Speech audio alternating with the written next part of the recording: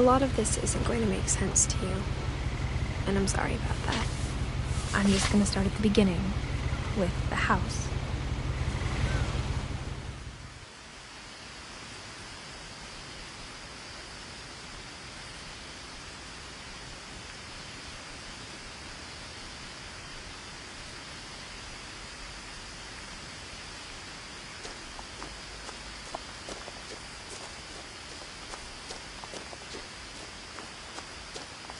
I lived here until I was 11, but I wasn't allowed inside half the rooms.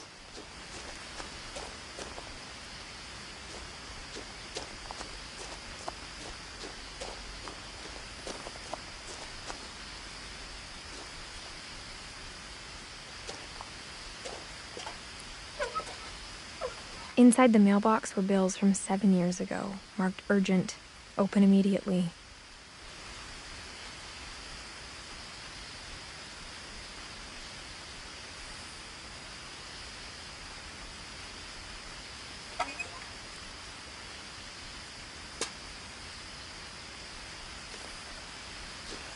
I hadn't been back since my brother Lewis's funeral.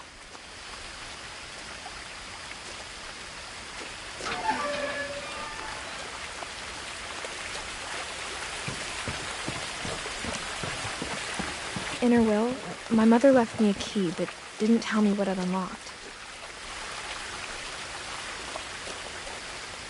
Maybe she thought I'd know. Or she thought that the mystery would be enough to bring me back.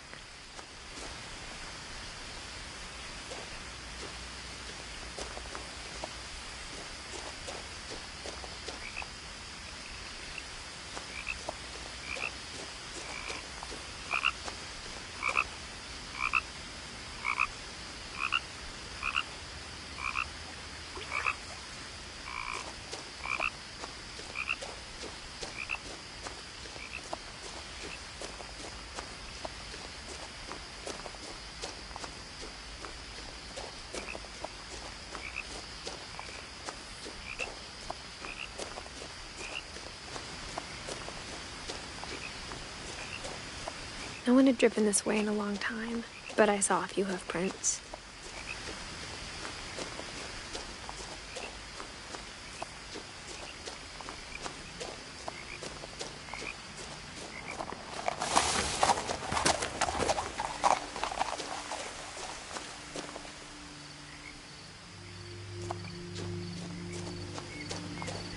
The truth is, even after I inherited the house, I never thought I'd come back to it. But now I had questions about my family that only the house knew the answers to.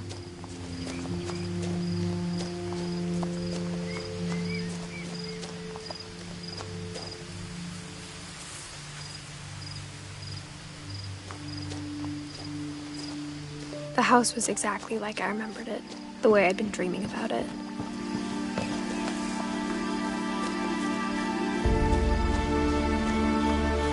As a child, the house made me uncomfortable in a way I couldn't put into words.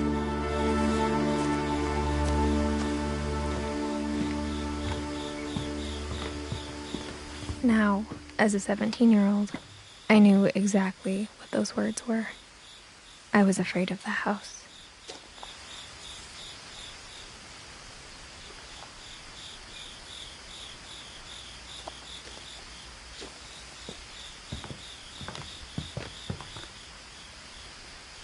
I hoped the key might unlock the front door. It didn't.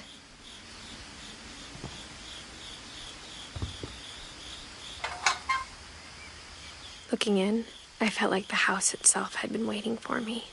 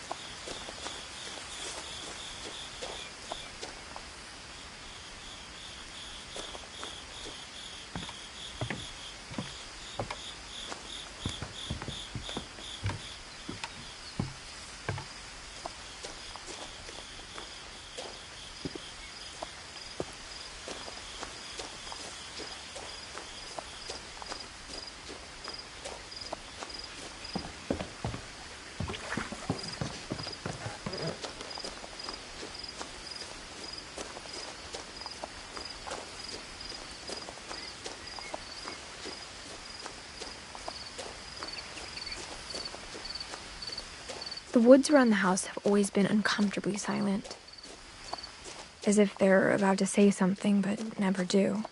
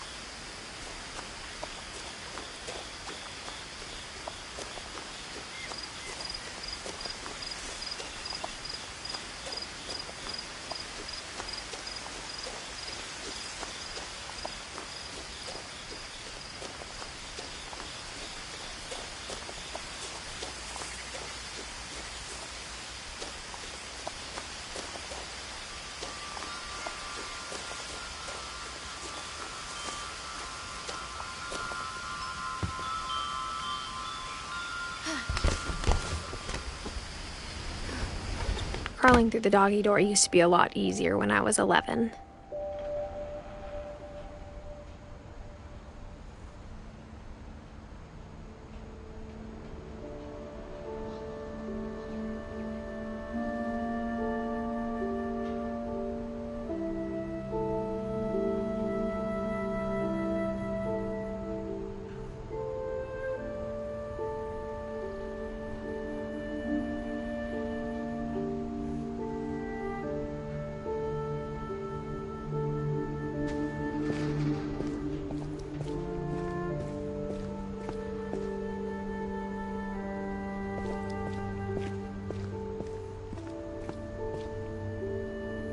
The power had been turned off the night we left.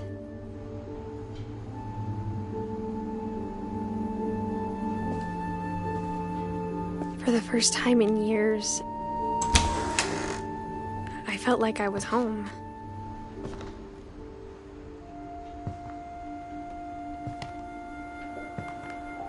But instead of a family, there were just memories of one.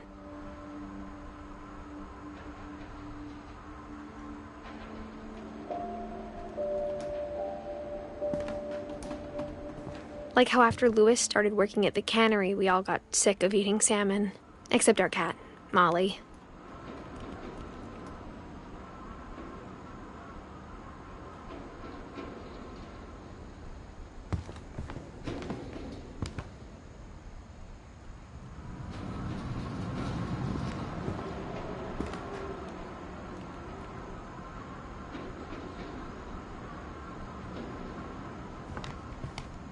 Or how only one restaurant would deliver to our house, so we had Chinese a lot.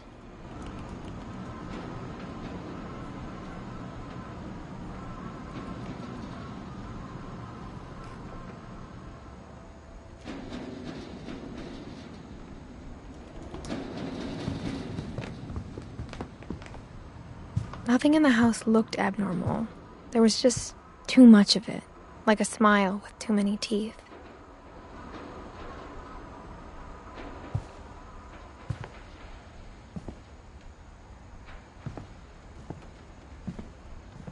My mom wasn't much of an optimist, but she never stopped believing that my brother Milton was alive. A lot of things got left behind in the whirlwind of that last night.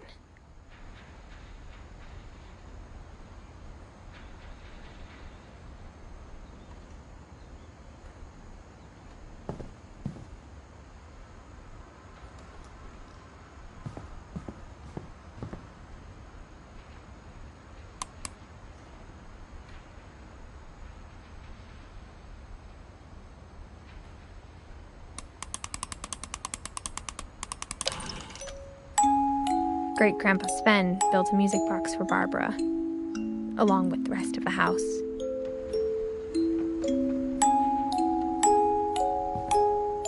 Mom always told me to stay out of the basement, so I wasn't too surprised when the key didn't fit.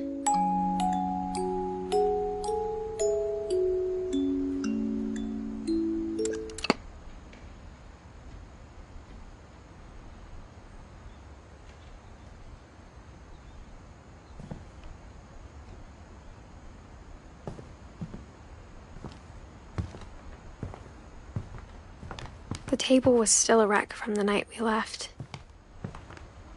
It was like a bomb had gone off, killing everyone but sparing the furniture.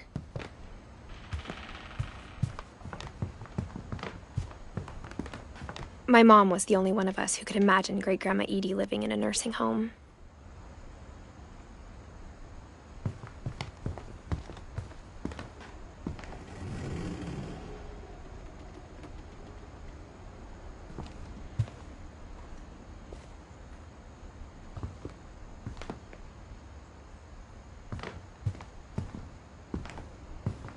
Even the fireplace had a story.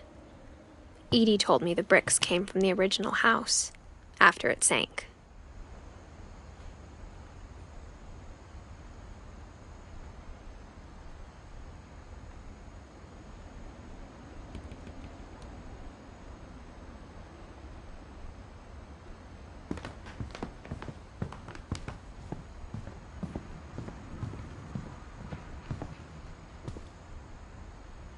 After Milton disappeared, Mom sealed up all the bedrooms. Then Edie retaliated.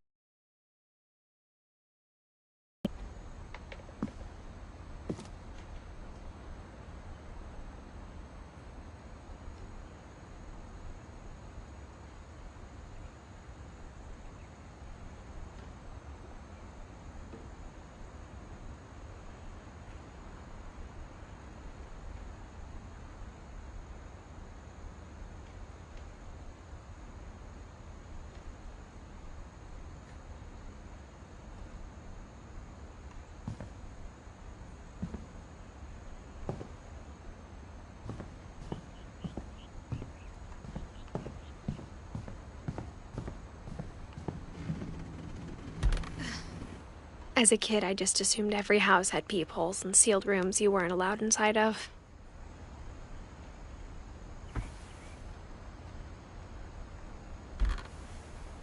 My Grandpa Sam spent 7 years sharing a room with his dead brother, Calvin.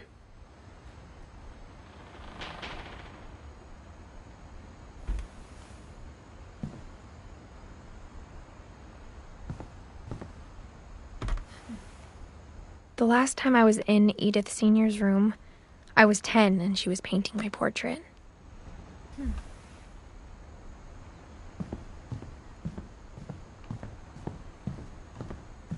Whenever people ask me about my family, the first thing they always want to know about is Barbara.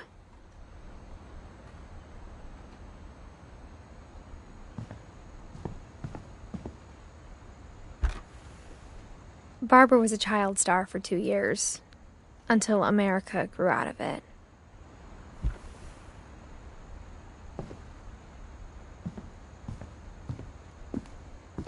Mom must have locked the third-floor stairs on the night we left.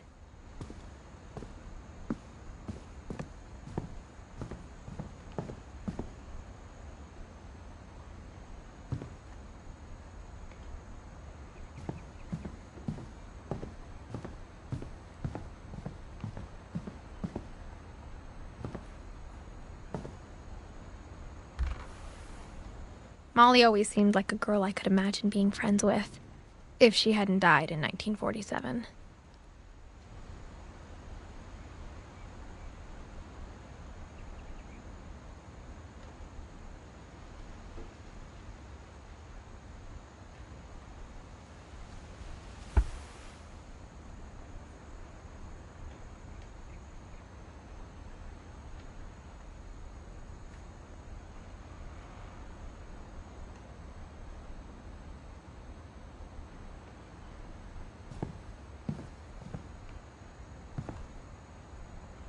I spent a lot of time playing in Great Uncle Walter's room. I think my mom sometimes regretted not sealing it up.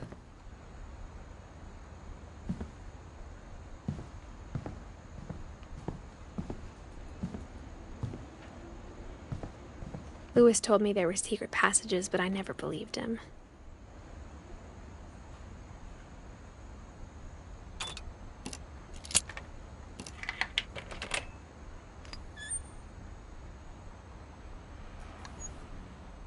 Turns out, my mom was really good at keeping secrets.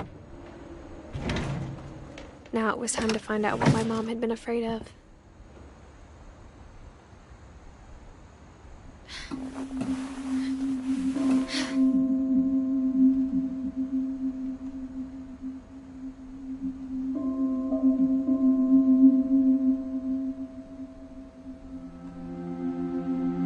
Reading this, maybe it sounds like I had a plan, but I had no idea what was behind that door.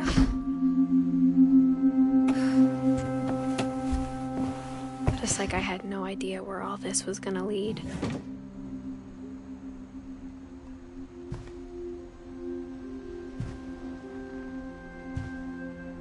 I grew up looking at Molly's room through the peephole.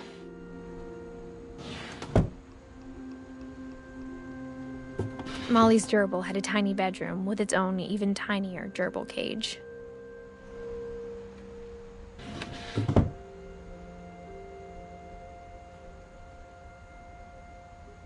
Being inside for the first time, I felt like I'd stepped behind a painting.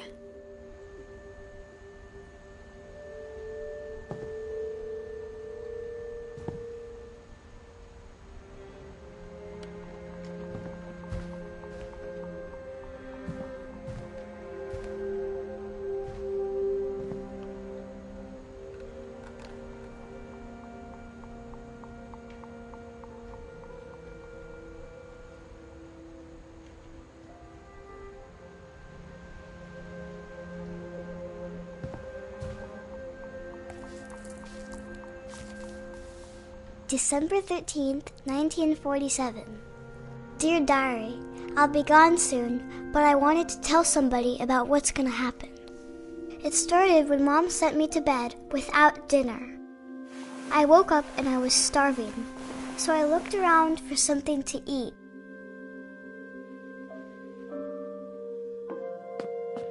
The gerbil food was dry, but I didn't mind it.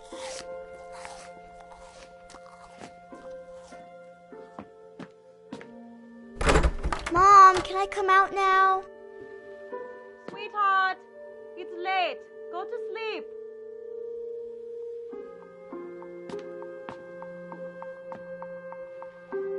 My Halloween candy was all gone.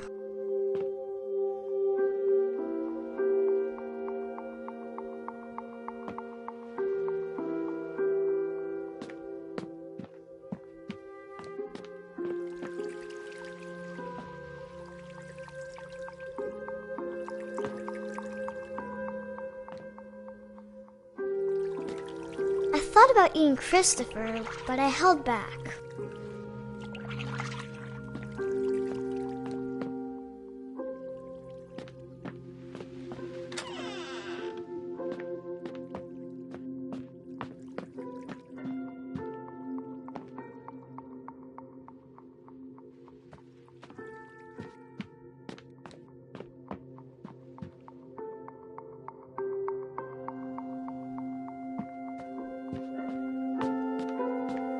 I kept eating and eating.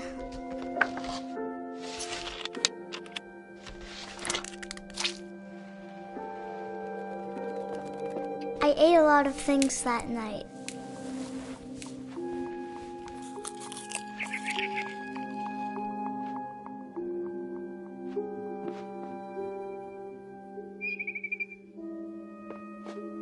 Then I heard chirping outside my window. It was a barn swallow going back to her nest. I reached out for her.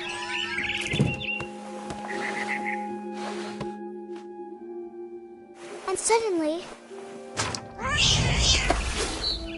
I was a cat.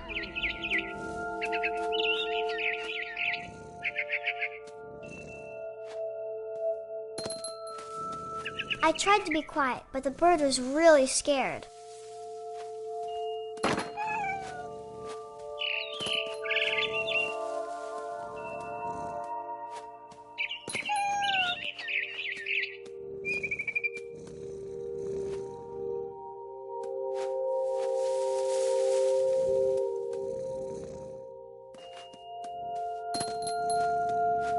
Mom and Dad didn't even look at me.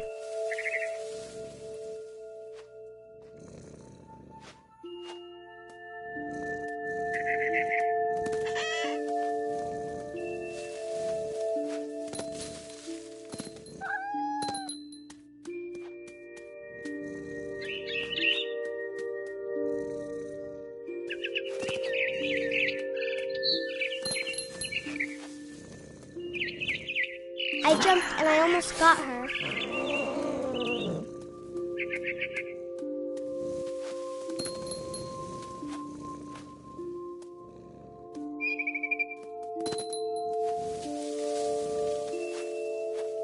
I could tell she was getting really tired.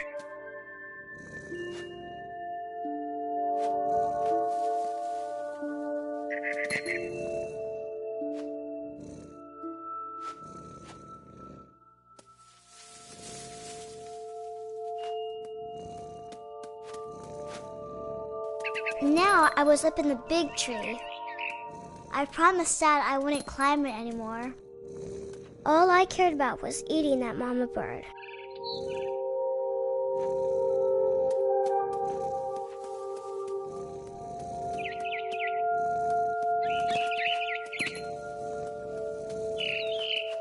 I gobbled her up. And suddenly, I was an owl. First, all I heard was the wind. Then I heard little teeth nibbling in the grass.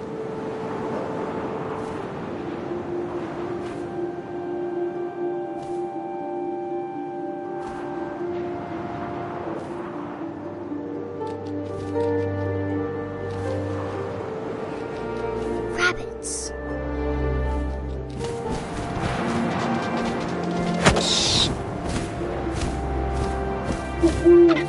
I imagined his face looking up and seeing mine through my talons. I swallowed him up, and I didn't chew one bit. Then I flew off to find something bigger.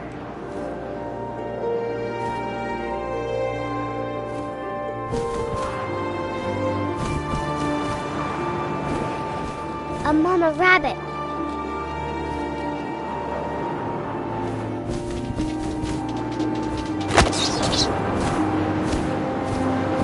She was almost too big to carry.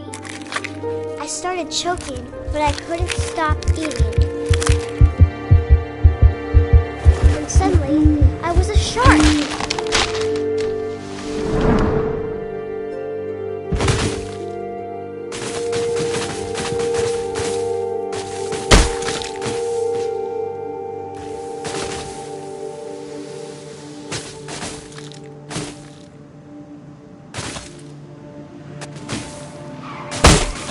I rolled off a cliff and into the ocean.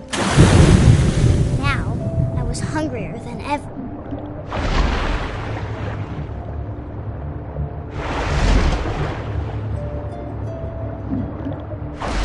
I wanted fat, juicy seeds.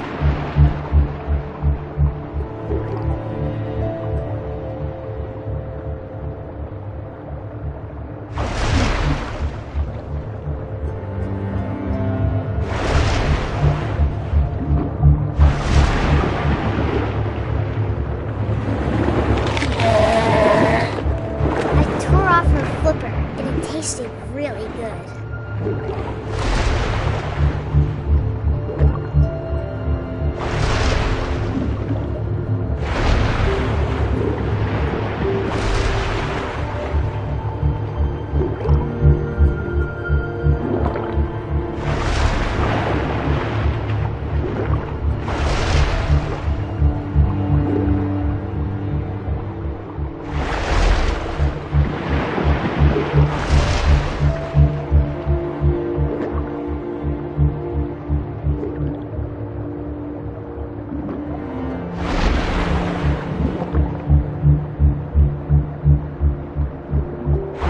Grabbed on tight. And when I was so hungry, I jumped out of the water. When I opened my eyes, everything had changed.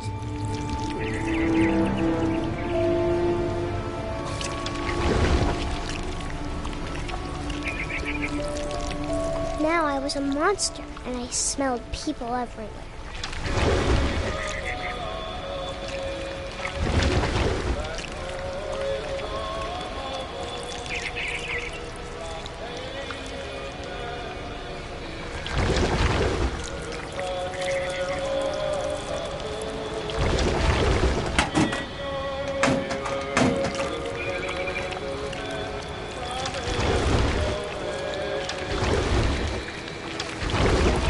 I was big, but I moved real quiet.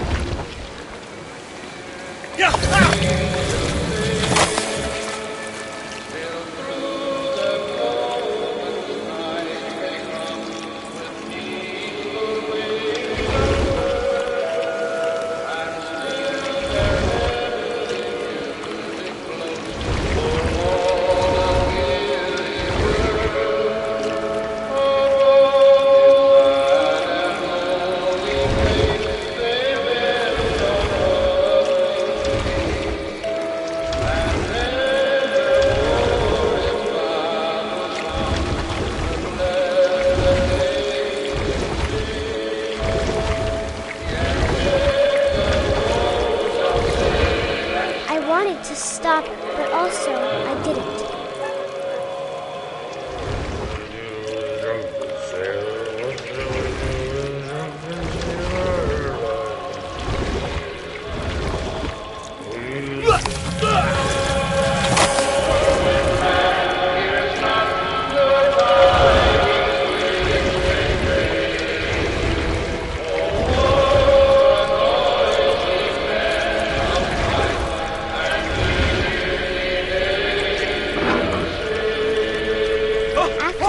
Passenger, I was still hungry. And across the water, I smelled something new. Something I had to have, so I swam towards it.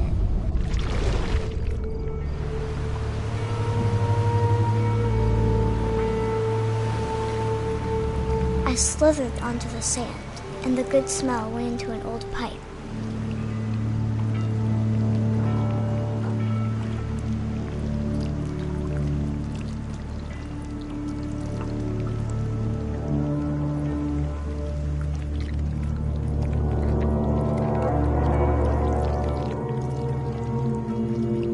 I got closer and closer.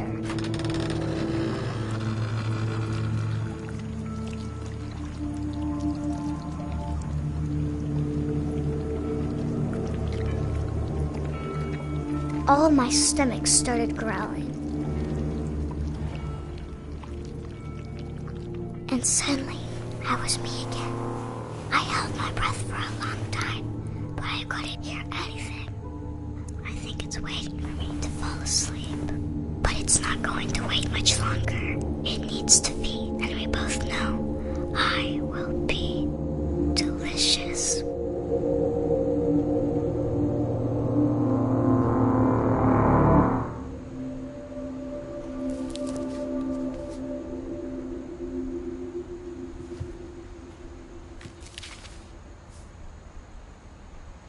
I'm not sure if I believed all of that, but I'm sure Edie would have.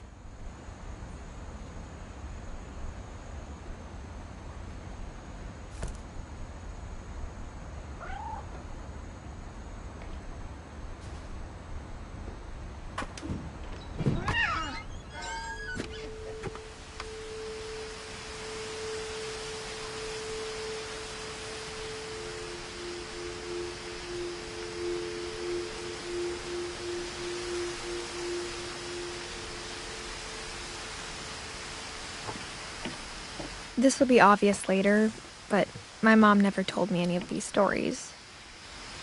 Edie would have, but Mom didn't like bringing up the past. Though, when we adopted a stray kitten, she was the one who named it Molly.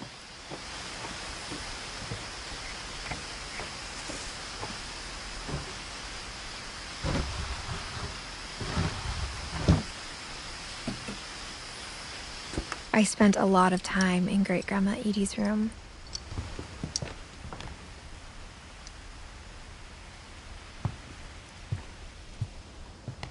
Her room was like a museum. For 500 years, the Finches have been famous throughout Norway for their fortune and misfortune.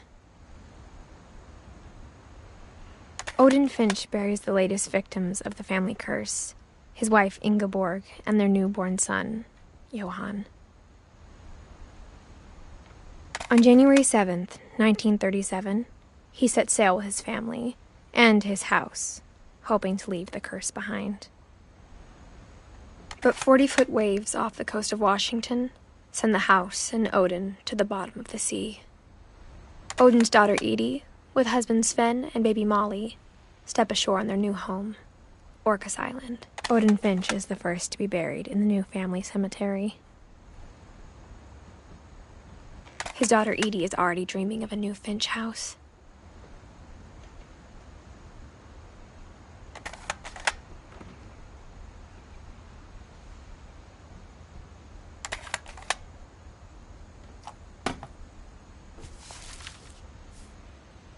Whatever's wrong with this family, it goes back a long ways.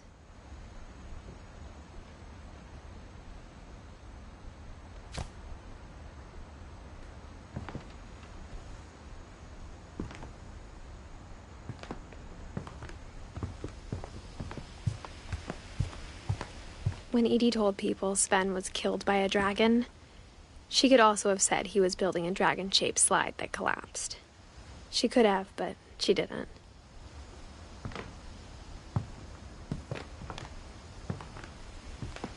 One summer, they evacuated the island, but Edie refused to go. For a few weeks, she was a celebrity.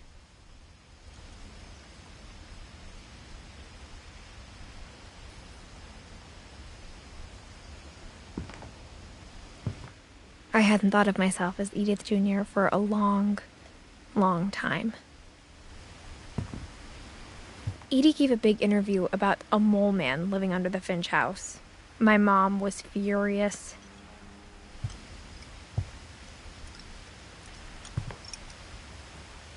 Edie knit me a new pair of gloves every year, just in time to replace the old ones.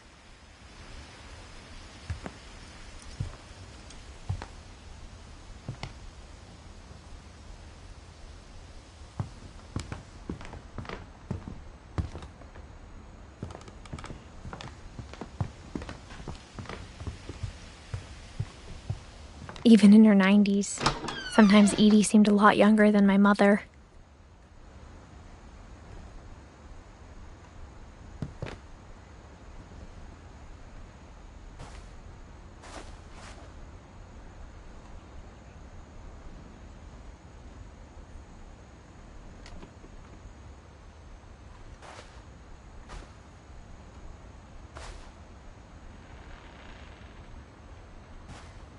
The only trace Grandpa Sam's first wife Kay left on the house was the pink bathroom. It was a pretty big trace.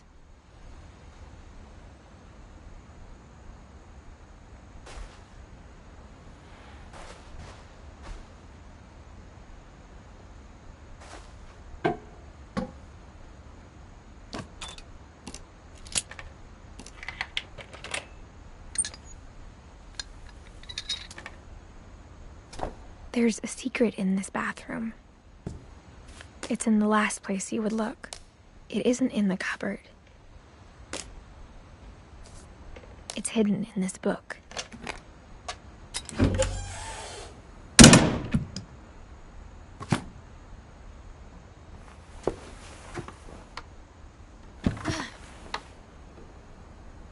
Sven gave Sam an old camera he'd refurbished. He never put it down.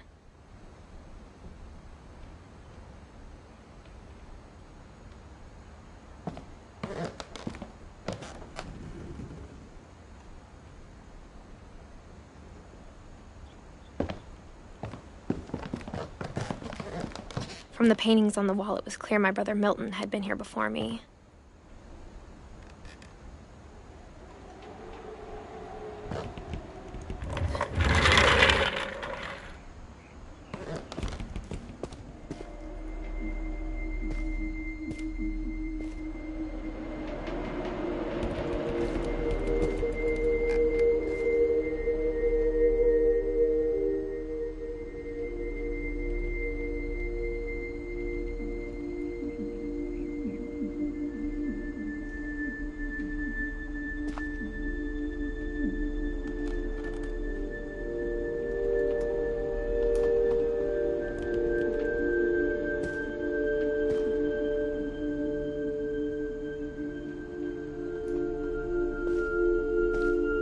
I knew Grandpa Sam had a twin, and that he never talked about him.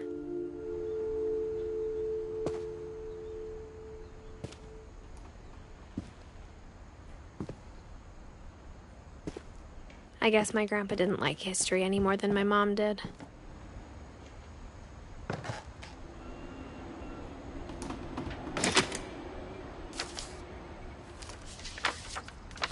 How I Want to Remember My Brother by Sam Finch. The thing I remember is that when he made up his mind, that was it.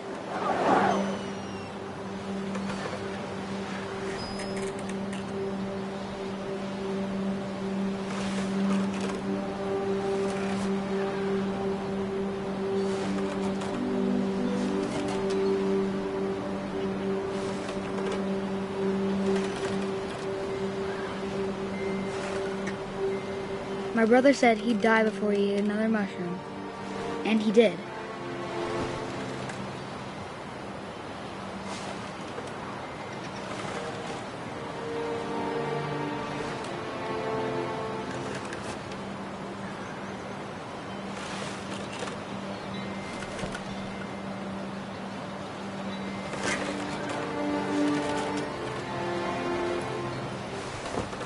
At Barbara's funeral, we swore we'd never be afraid again, and he wasn't.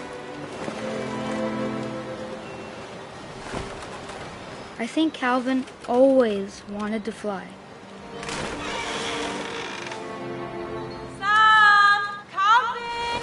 Dinner's ready! Coming! But that day, he finally made up his mind to do it. I told him going around was impossible. Maybe if I hadn't said that. Calvin, I'm not gonna tell you again.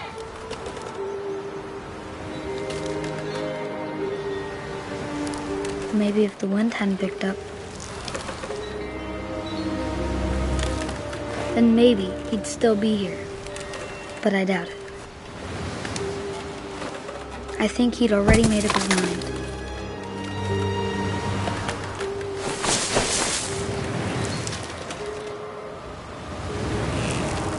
That's what I want to remember about my brother.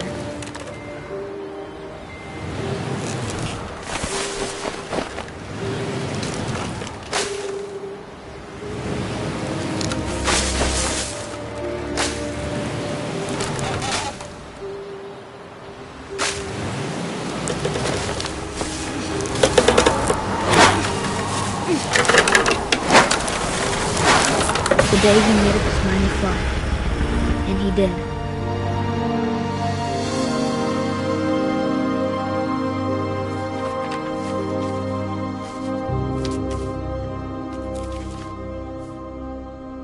Calvin's story felt strangely familiar. When I was younger, I remember trying to do the exact same thing.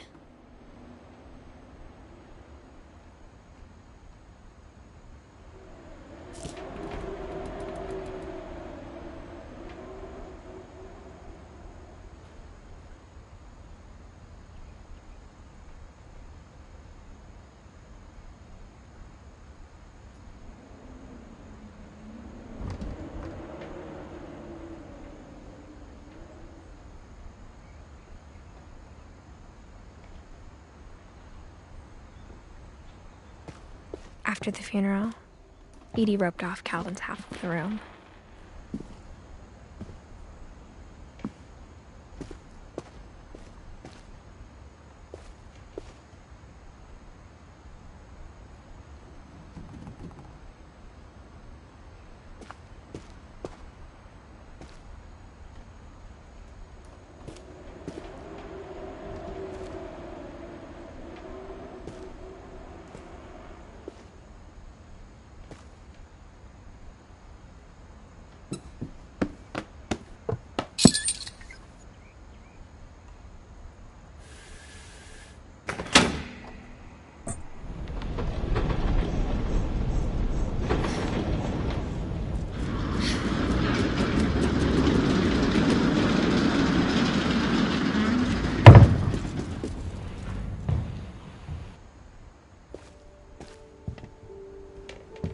The passages were a pretty tight fit.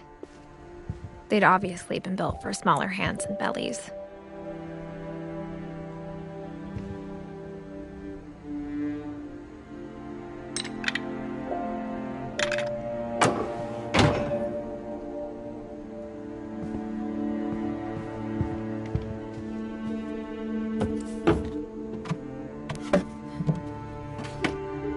Growing up, I always thought of Barbara as a child star.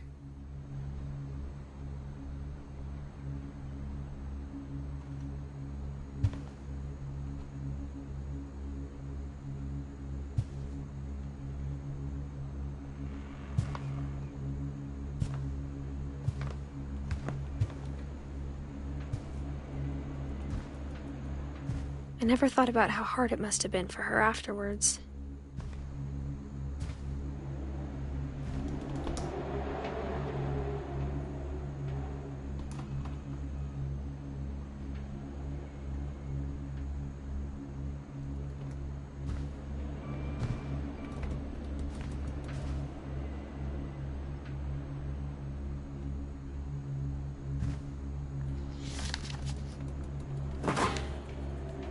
Of all the stories people wrote about Barbara's death, I'm surprised Edie saved this one.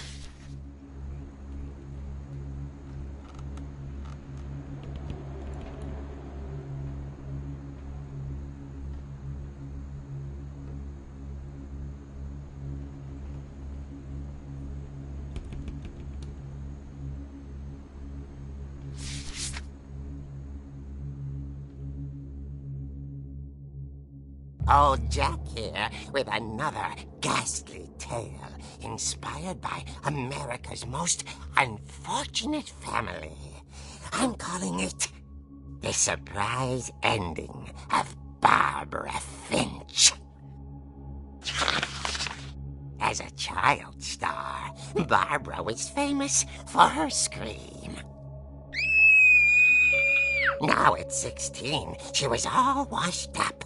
A has-been.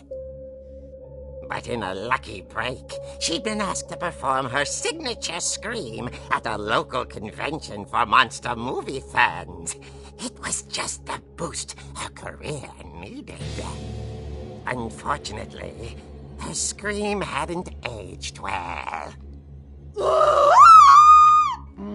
Getting better. I think you just need the right motivation.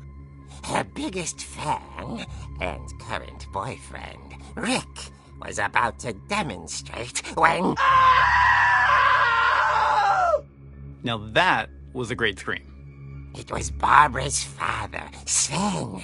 He'd slipped into a table saw and had to be rushed to the emergency room. So Barbara got stuck babysitting her youngest brother, Walter. Her convention comeback was cancelled. Okay, I'm hearing frustration, but I'm not hearing terror. What if I tried... A gang of hoodlums in Halloween masks have been terrorizing Orcas Island tonight. Police are urging residents to... That came from the basement. You're right!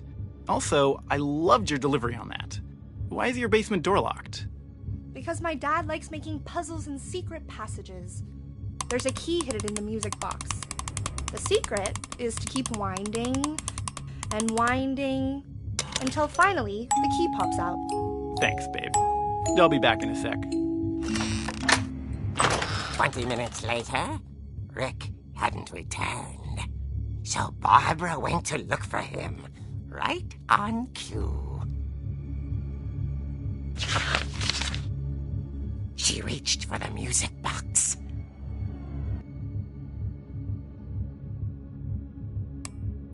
And as she wound the key, she listened for Rick, but the house was silent.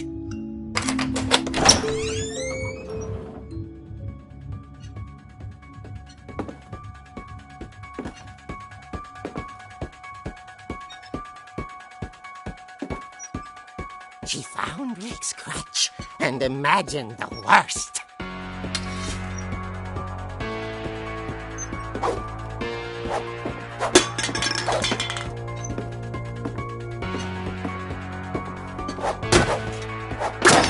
The gang's leader is the infamous Hookman killer, Dr. Carl Hamill, who impaled and then ate his family 10 years ago tonight.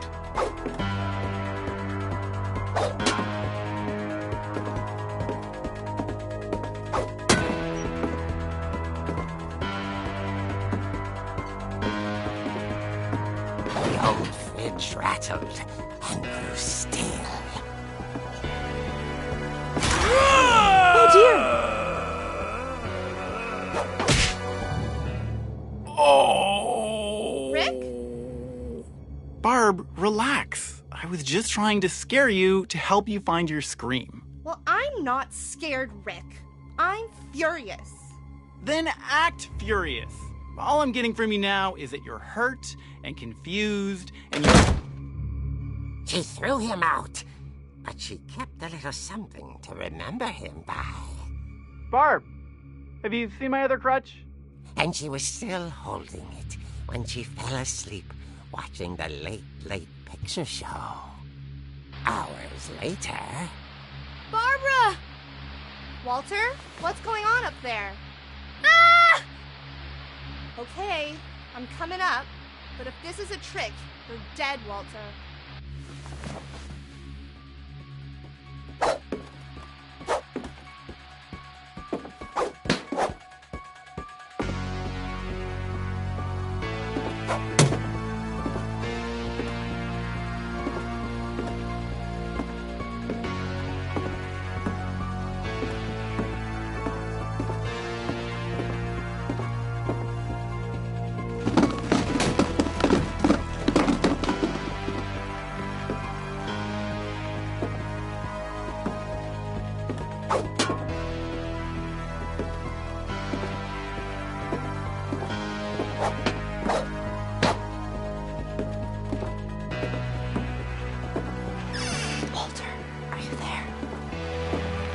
Walter vanished, but his bedside radio was still on.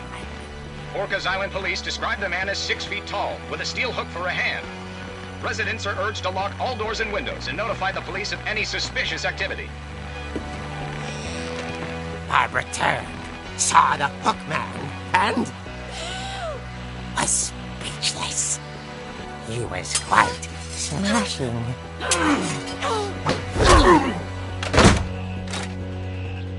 And young he was. He couldn't get enough of Barbara. Okay, Barbara, there's gotta be another way out of here.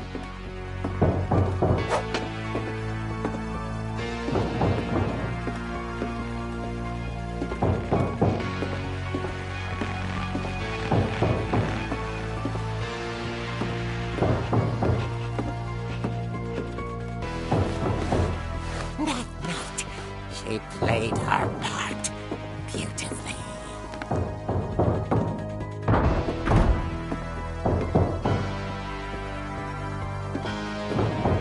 Molly's door hadn't been opened in years. The hinges groaned.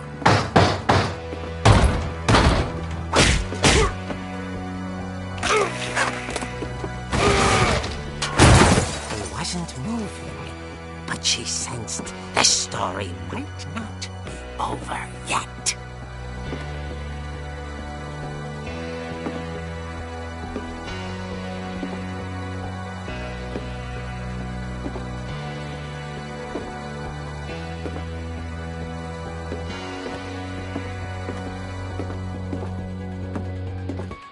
The Hookman had vanished. She listened for his breathing, but all she heard was...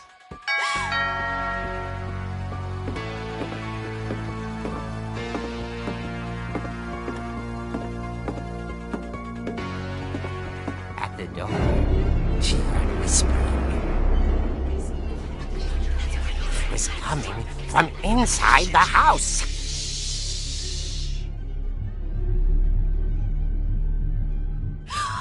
Oh dear. The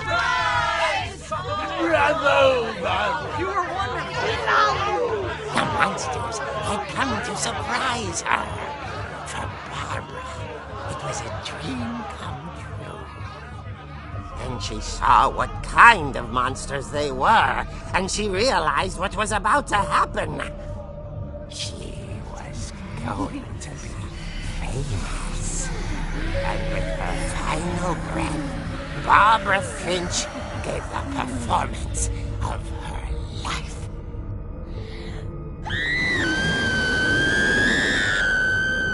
I wasn't there myself, but I hear Barbara was magnificent. Poor girl. She had a taste for stardom. But unfortunately, so did her fans. Of course, the police blamed it all on poor Rick, who disappeared the same night. And little Walter? Hiding under his bed the whole time. He took it all pretty hard, but that's another story. As for Barbara, tucked inside the music box is all they ever found of her. Her ear. Now that's what I call a real eerie tale.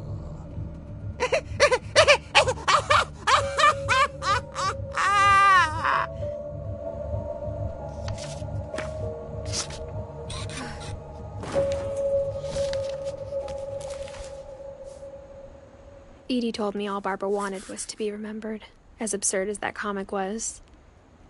Maybe what Edie saw was a happy ending.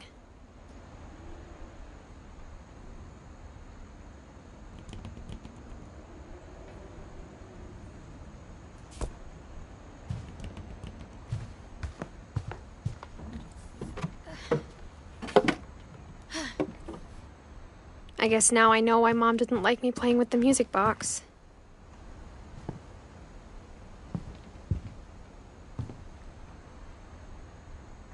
Edie's father, Odin, built the original house.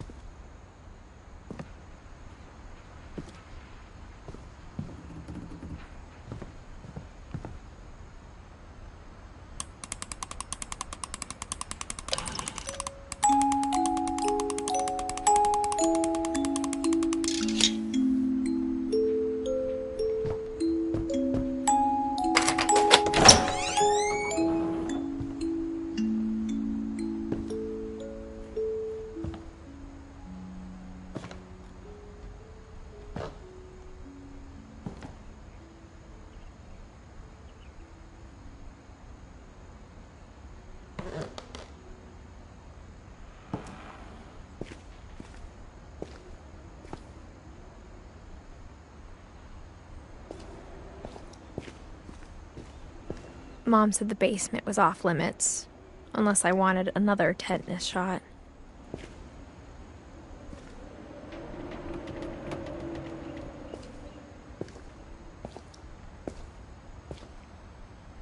I saw Edie sneak down to the basement once, carrying packages.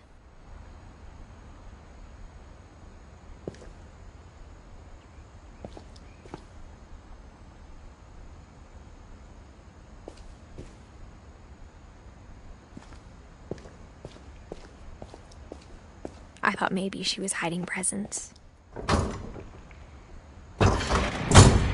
It turned out she was hiding a lot more than that.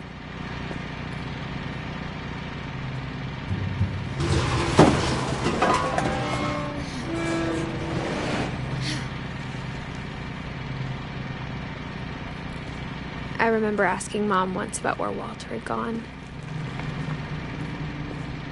She said after Barbara died, he got as far away as he could.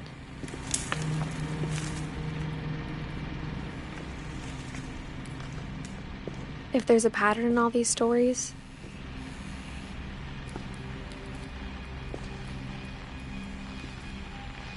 I think it's that none of us has gotten very far.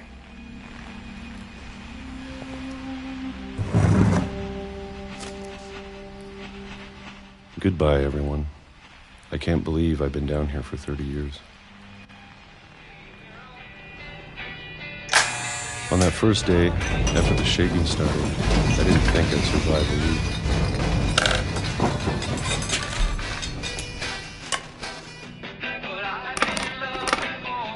But after a few days, I settled into a routine. That's what kept me sane. Having a schedule, living for today. I always expected to be dead tomorrow. But if you wait long enough, you get used to anything.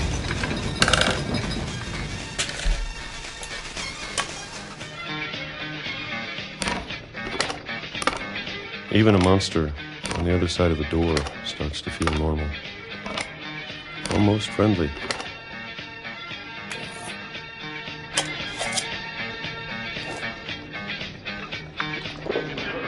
And then one day, everything just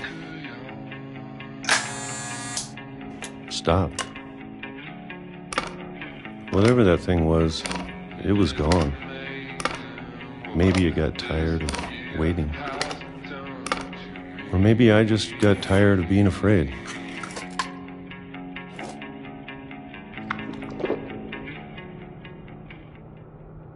It's been a week now, the longest in 30 years. I'm done waiting. I have to leave while I still can.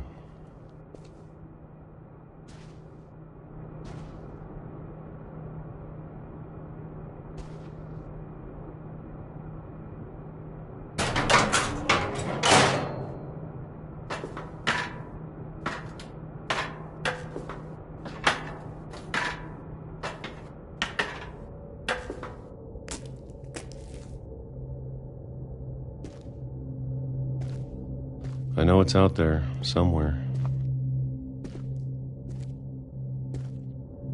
Whatever killed Barbara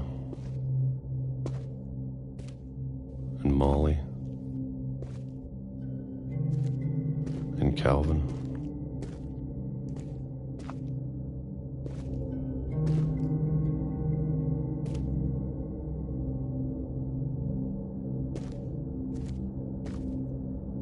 Maybe this is all a mistake. But I need to stop living the same day, even if it kills me.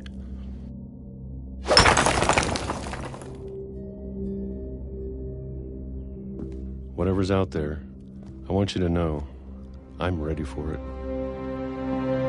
I'm going to appreciate all of it, especially the food. I don't mind if I only have a year left, or a month, or a single week. I'd be happy with one real day. I can already imagine the sun on my face.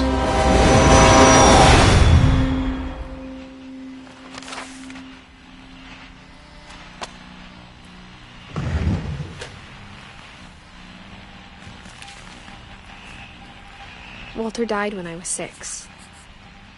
I can't believe my mom never told me he was down here.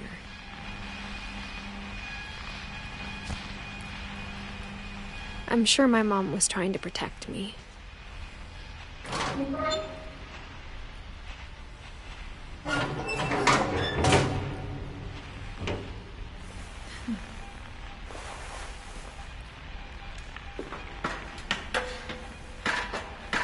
Maybe she was afraid I'd end up like Walter.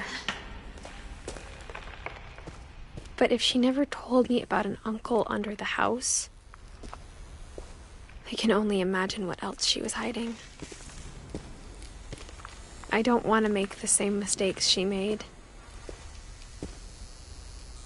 Trying to bury something that's still alive. Now that there's only one of us left, or maybe 2, I thought it was time I heard the stories for myself and found out what happened to everyone else. But now I'm worried the stories themselves might be the problem. Maybe we believed so much in a family curse, We made it real.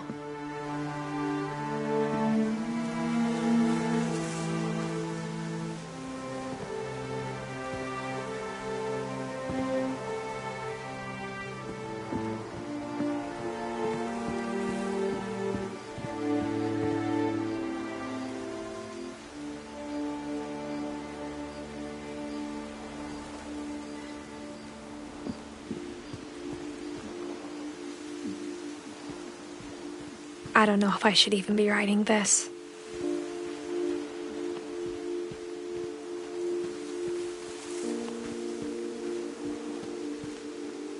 Maybe it'd be better if all this just died with me.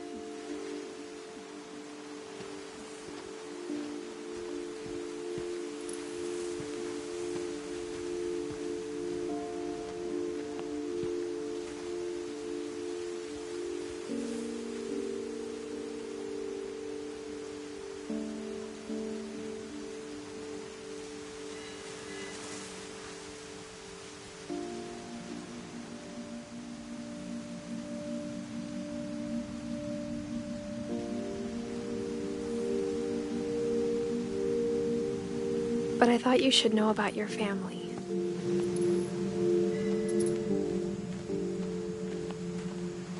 And the history you're a part of.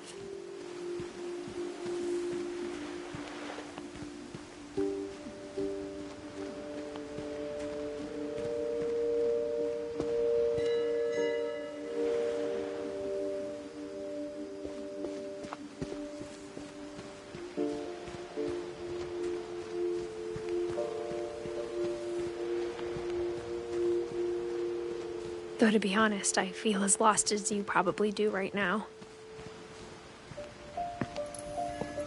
I think the people in these stories believed them, for what that's worth.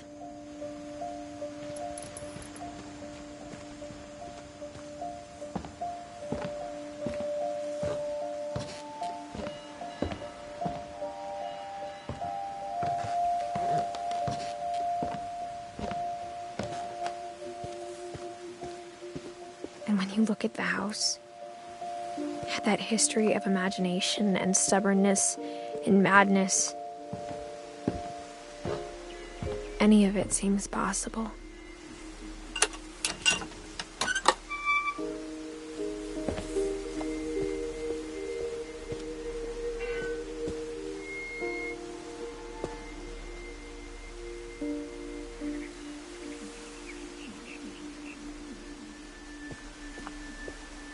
I think we've been surrounded by death for so long, we've just gotten used to it. What kind of family finishes building a cemetery before starting the house?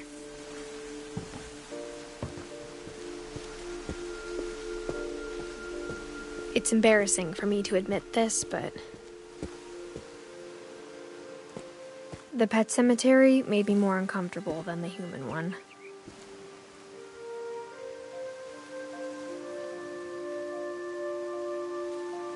Three of the gerbils were mine, and 2 had been my fault.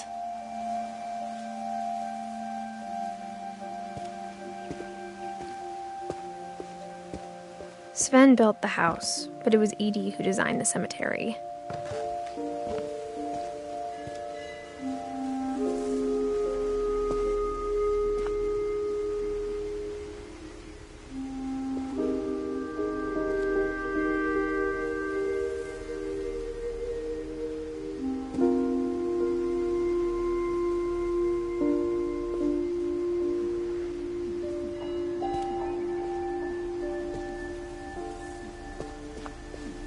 I'm sure Odin's monument had been Edie's idea.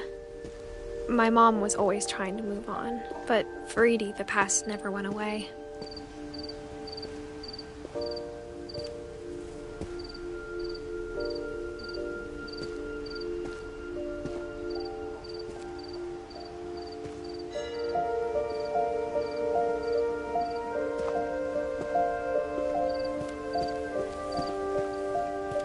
She could see it poking out of the water at low tide.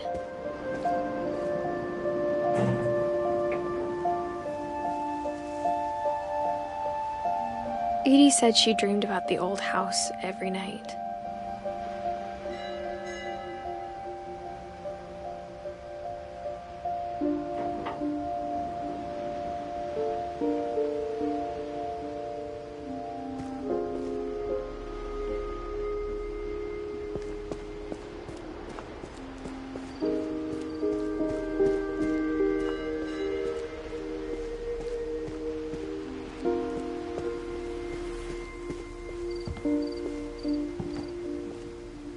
But the older I get, the more I can see where my mom was coming from.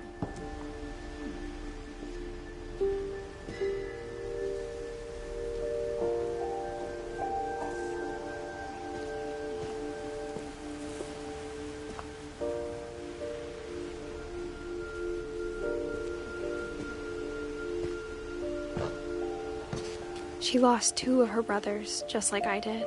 I get why she tried so hard to protect us.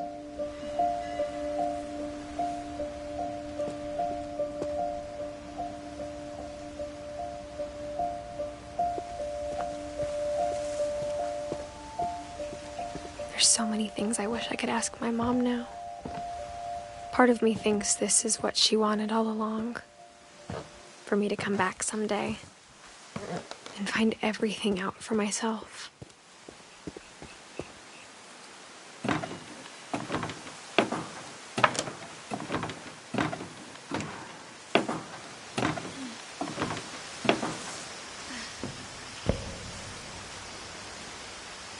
But looking back on it now, if she told me there was going to be so much climbing,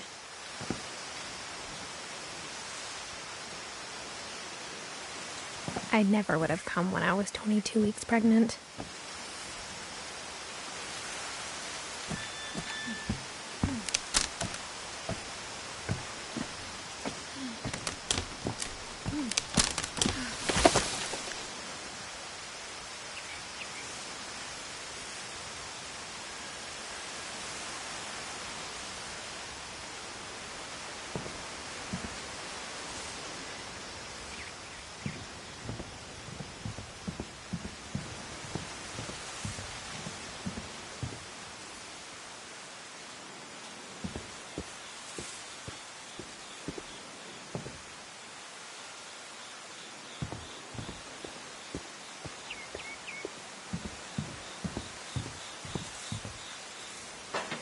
I never met Grandpa Sam, but I think he and my mom had a lot in common.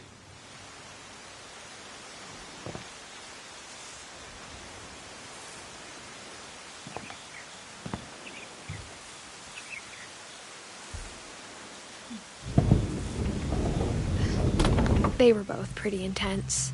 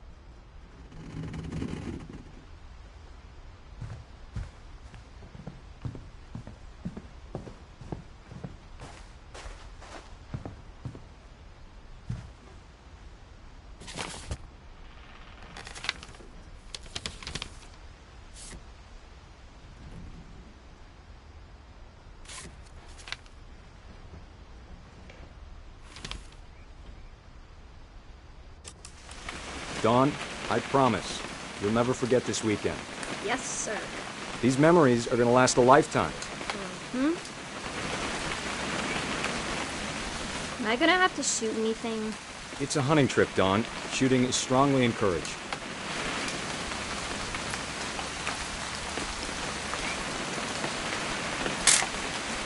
Shouldn't we be leaving? Just want to get a shot of you, Dawn, then we can take off. Not quite. Perfect. It's gonna rain the whole weekend, isn't it? I will never forget this weekend, Dad. That's the spirit. Please just take the damn picture. Hey, language. Did you want to get a picture of me or what? Come on already. Smile, Dawn. Okay, got it. I'm gonna take some pictures, okay? Just be careful. That camera's older than you are.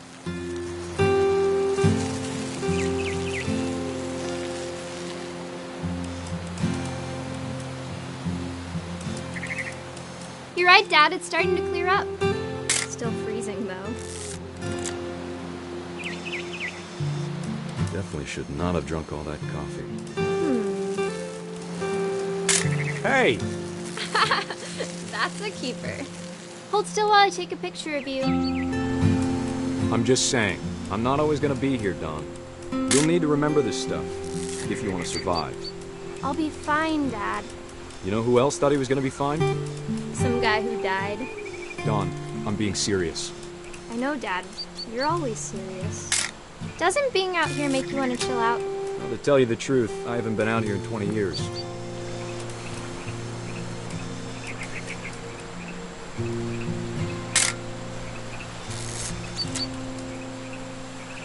Last time I was with my brother Calvin. Man, that was a great trip. Your grandpa Sven taught us how to fish, how to build a fire. We found an old logging trail. There were deer everywhere. I bet if I could remember where that trail was, we'd spot a buck for you in no time. Give me a minute to check the map.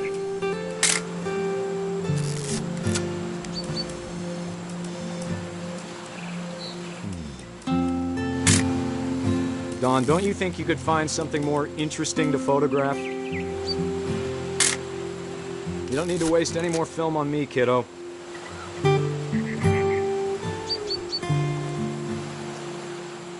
Let's see.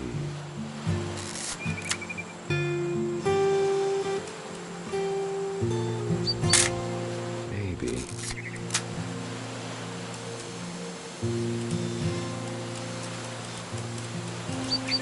Or was it?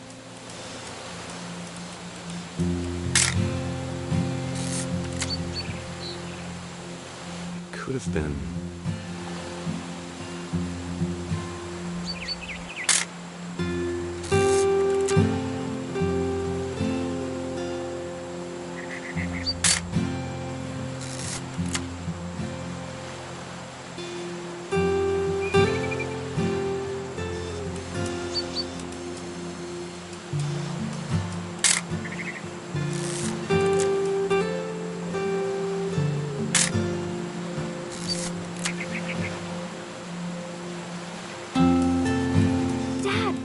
Good eyes, Dawn.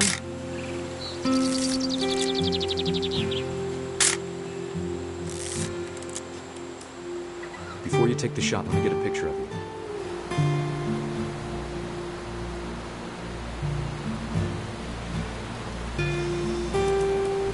Dad,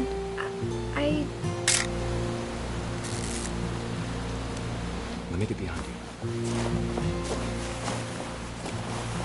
do I have to do this? Dawn, you don't have to do anything. But if you want to survive, you'll need to be... Great shot, Dawn!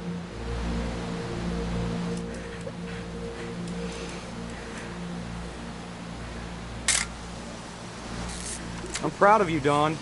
Always remember that, okay?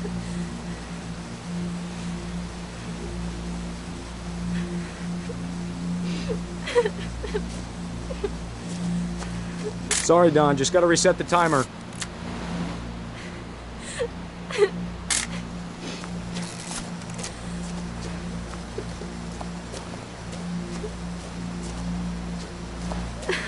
Dad, it's twitching. I think That's it's totally normal, Dawn. Just focus on the camera. Try not to think about... Dad!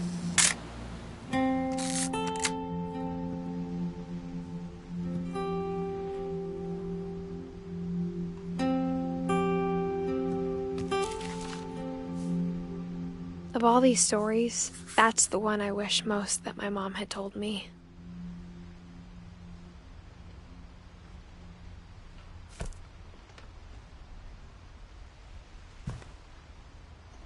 Sam spent his life shooting photos, but Mom said he got nervous being in front of the camera. I guess we're all afraid of something.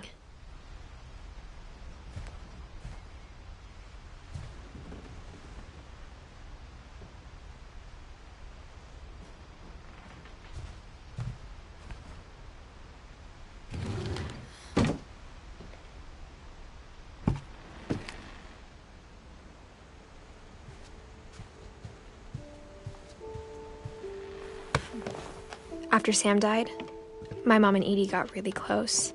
They'd both lost a lot.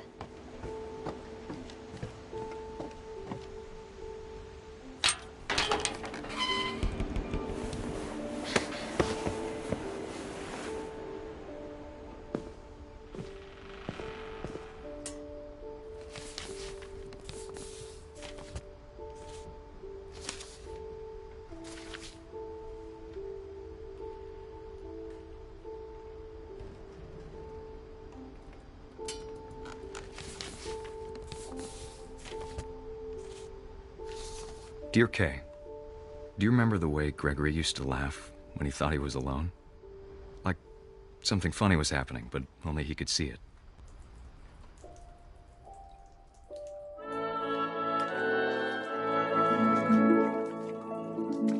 I think he saw things the rest of us don't.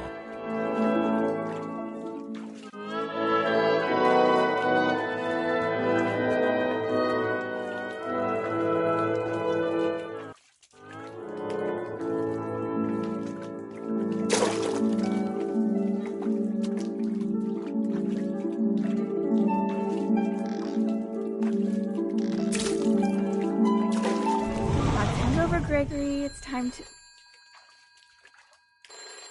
Hold on, sweetie. Hello? Sam, I told you I don't want to talk right now. I wonder what he saw.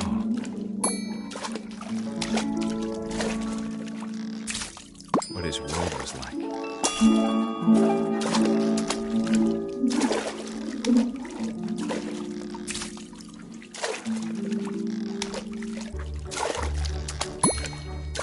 Reminded me so much of Calvin. Lost in his imagination. Whatever it was, he saw.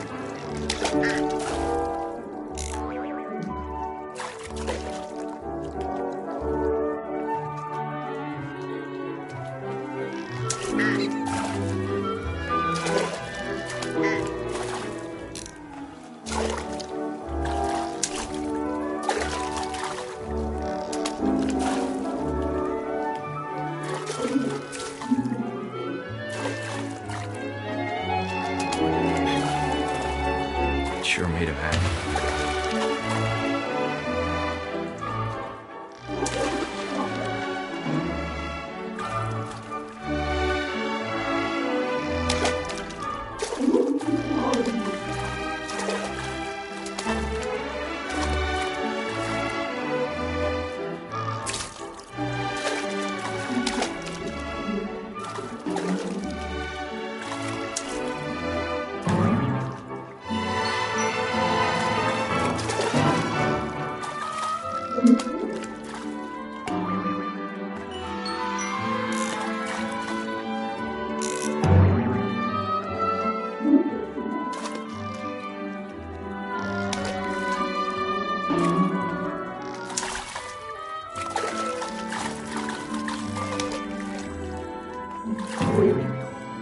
I know how silly it sounds.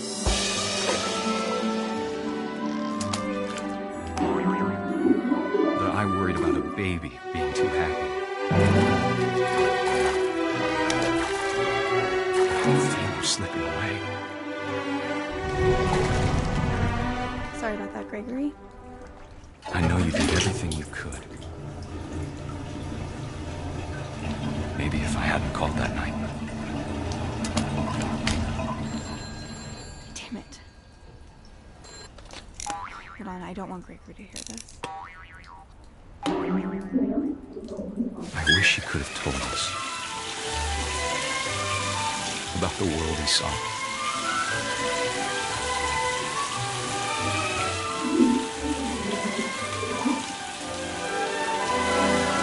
There's so much I don't understand about Gregory, about everything.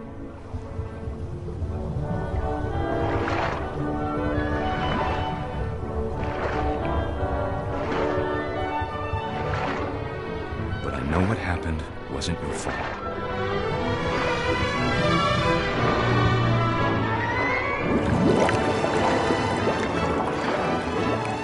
I'm sure he's happy. And he'd want you to be happy too. Good luck, Kay. Love, Sam.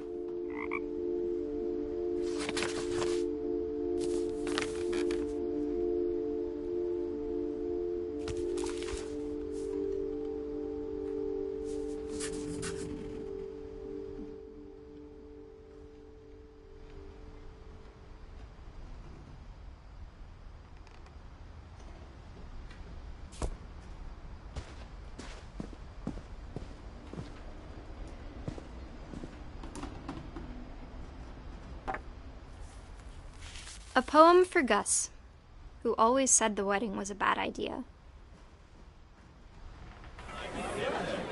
Our father never hit us kids, at least not very hard, before the day my brother said with teenage disregard that he'd be dead before he'd see a wedding in our yard.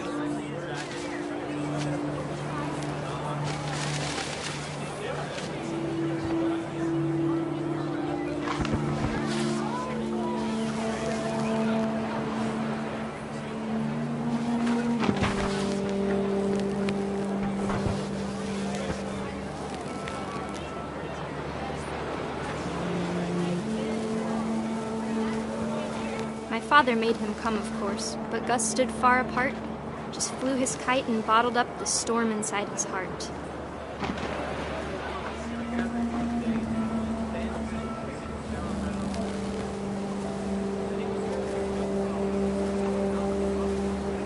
I tried to talk him out of it, but though he'd never met her, "We don't need a stepmom," were the words that I now pronounce you husband and wife.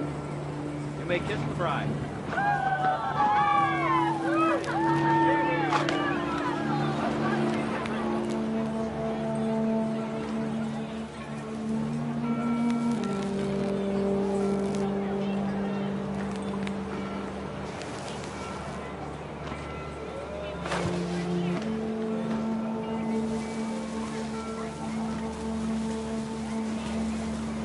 When the time for photos came, Dad ordered him to come here. But Gus declined, and as a sign held up his middle finger.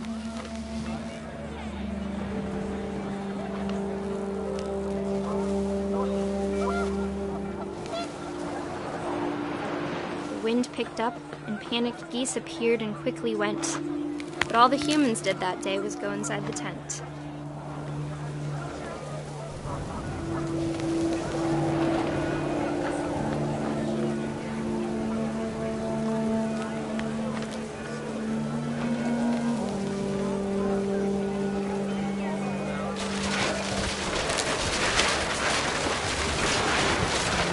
Rain came down in buckets then, but no one seemed afraid that nature might destroy the tent our dad had crudely made.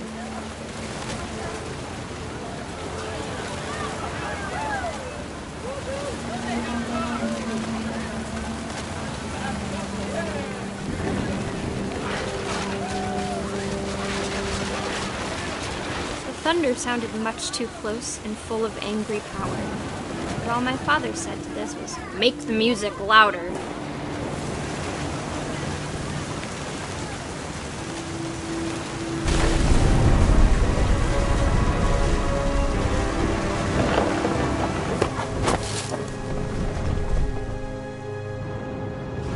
I wish that I could truly say I thought about you on that day. Out there on the beach alone, Just you, the wind, the sea, and foam. But I didn't. Until we found you. I can't imagine my mom ever writing poetry, and yet...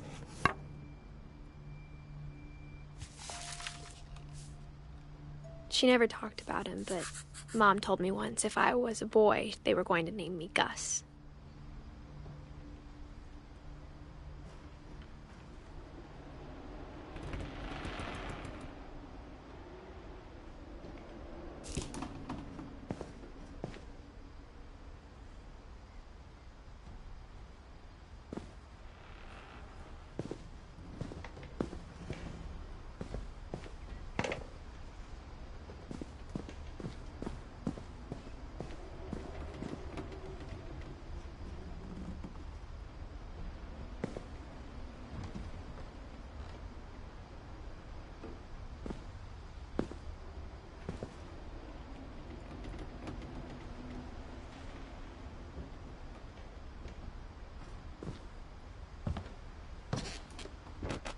My mom moved up to the loft after her brothers died.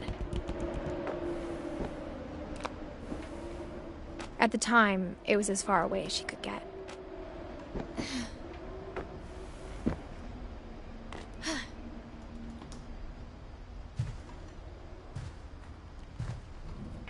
My mom moved to India a week after graduation and got a job teaching English. She spent a summer building houses in Calcutta, where she met my dad, Sanjay.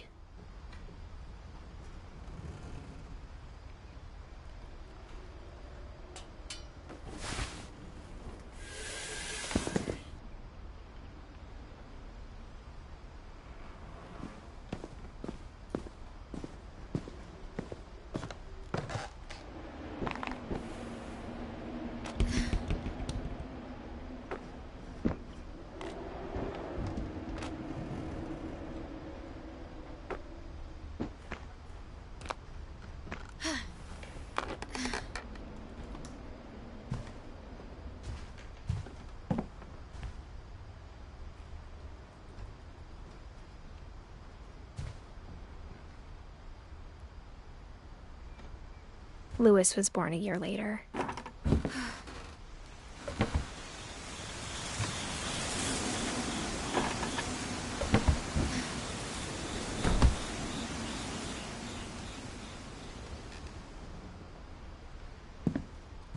Religion was another thing my mom never talked about, but I think it helped her a lot after her dad died.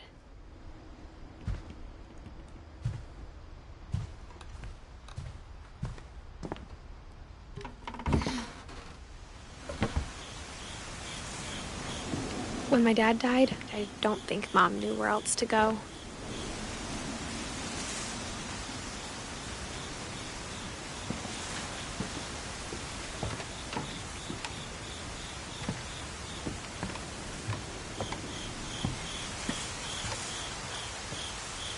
I'm sure Edie was happy to have her back.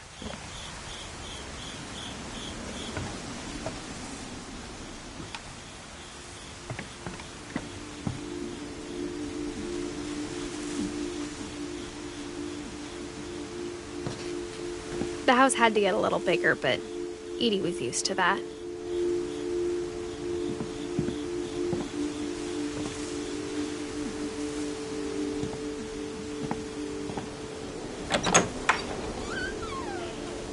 And for a while, things were good, almost normal.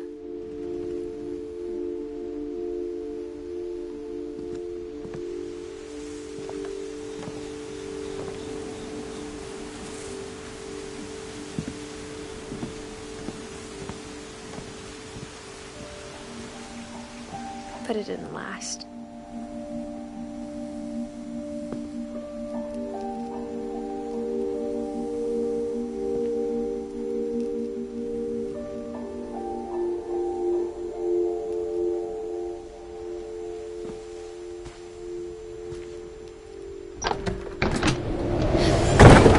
The beginning of the end was Milton's 10th birthday, when Edie gave him a castle.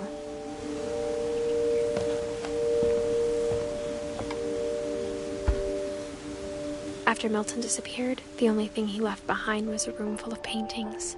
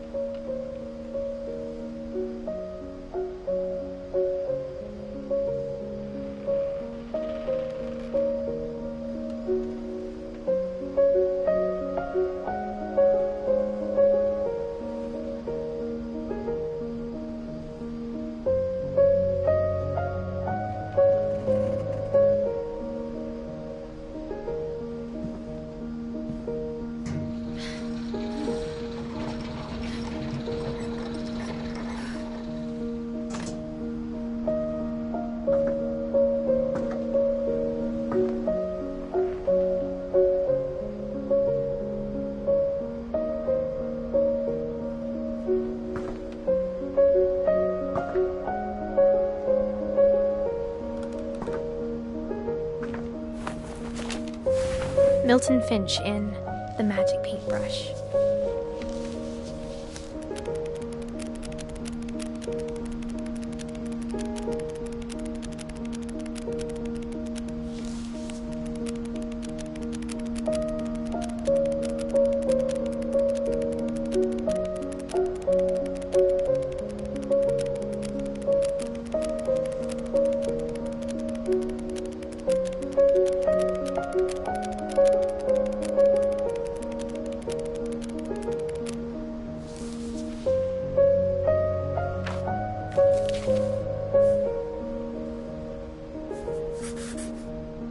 I was 4 when Milton disappeared.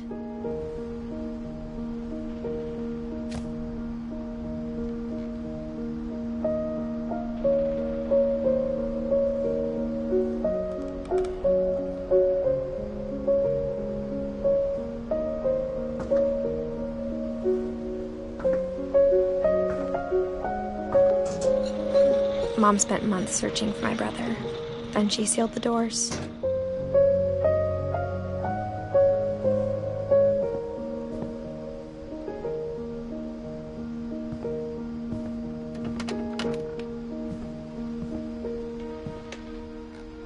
Whatever Milton had found in the house, Mom didn't want it getting out.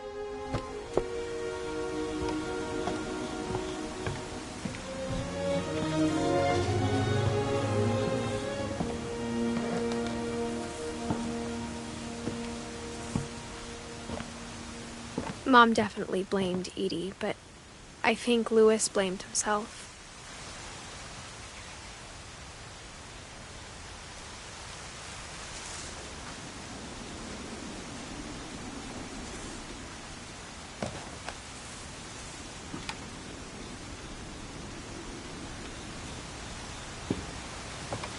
After he graduated, he just spent more and more time in his room. Until Mom got him a job at the cannery.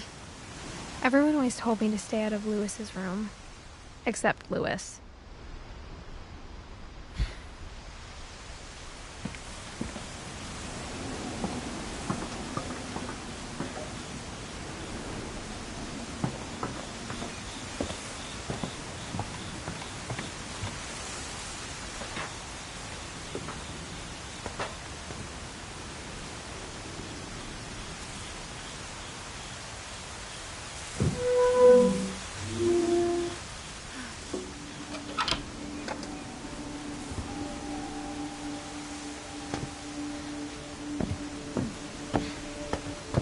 Louis's room smelled very, very familiar.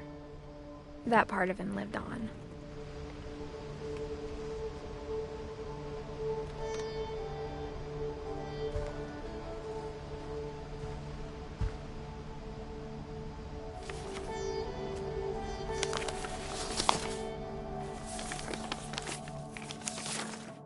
Dear Mrs. Finch, as Louis's psychiatrist, I can understand your desire for an explanation.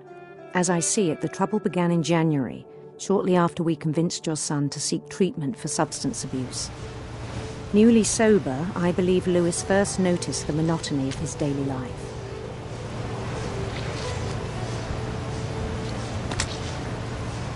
He kept working at the cannery. But he withdrew part of himself.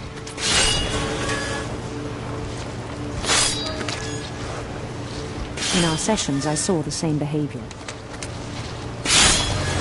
His mind began to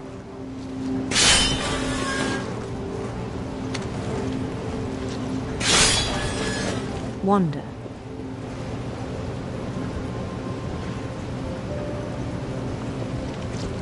I asked him to describe it. He said he started small, imagining a labyrinth. He'd feel his way about. Then something moved. Bats. And toads. And things that have not names. He knew it was all in his head.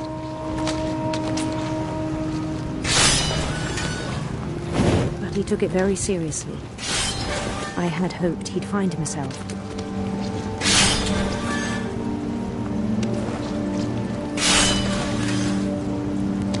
But he found something more. I worried about him then. Daydreaming at the cannery, I spoke with his boss. But he said Lewis had become a model employee. Methodical, tireless, focused. Like a whole new Lewis. So I let him go on.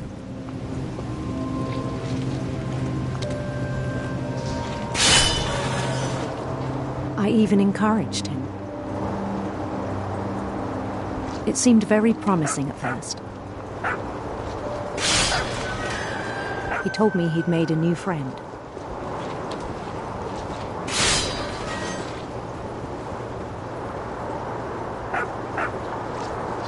On the edge of a city he named Lewis Topia.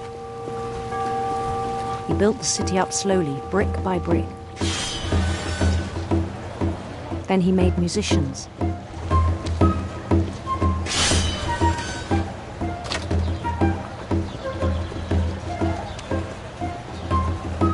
And songs for them to play.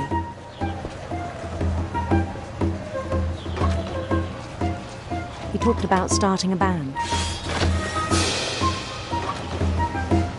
And he was always humming something. Every day his imagination grew stronger.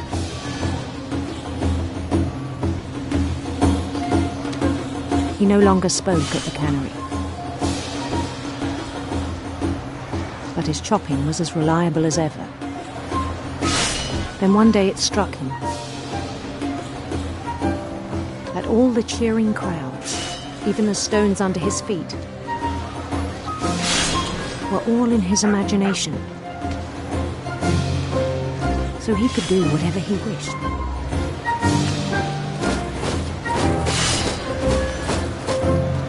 He held an election for mayor. And he won. They begged him to stay, but his mind was already wandering. It became a game for him.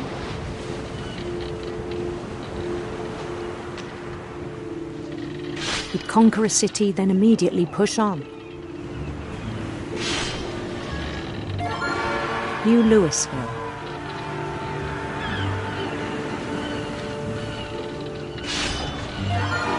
St. Louis. He started drifting away from our reality.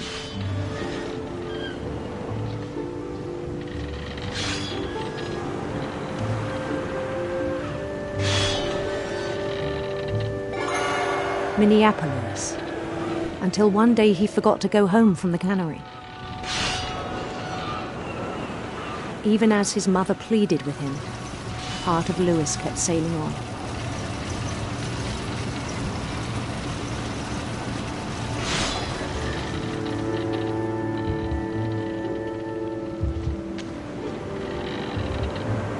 In Lewisburg, he heard rumors of a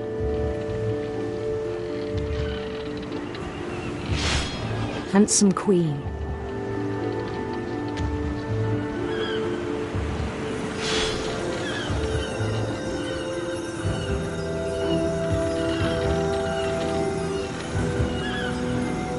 The queen was on her own quest for radiant rainbows.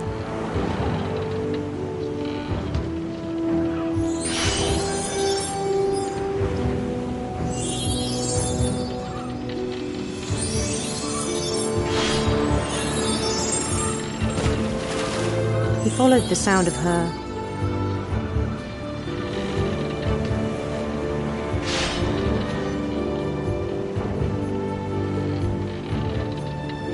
silver harp.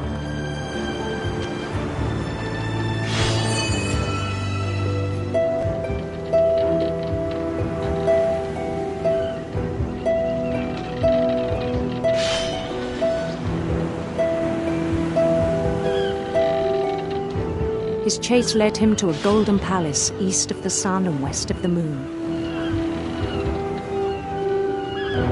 Even then, his logic remained sound.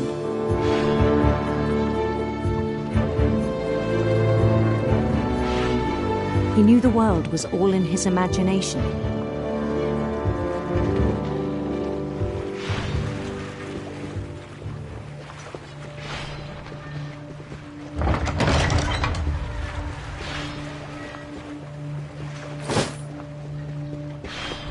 But he was so proud of having created it. In his own eyes, he'd become something greater than a king.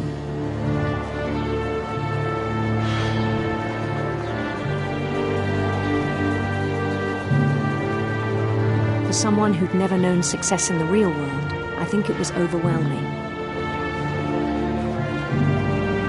And then it struck him that the real Lewis was not the one chopping salmon, but the one climbing the steps of a golden palace.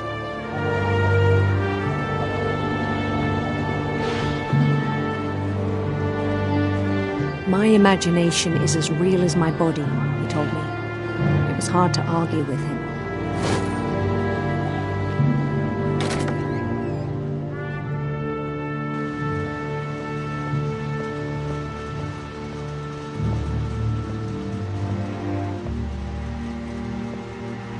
We began to forget the world we know.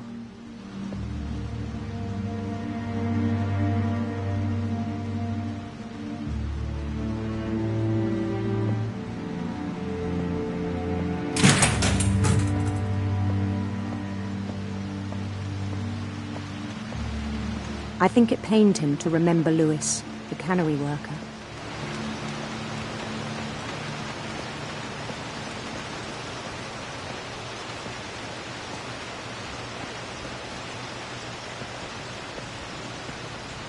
He began to despise the man with a royal contempt.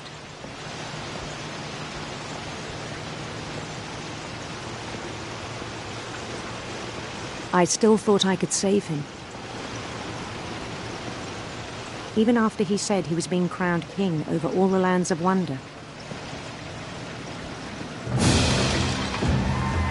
The palace would be packed with his companions.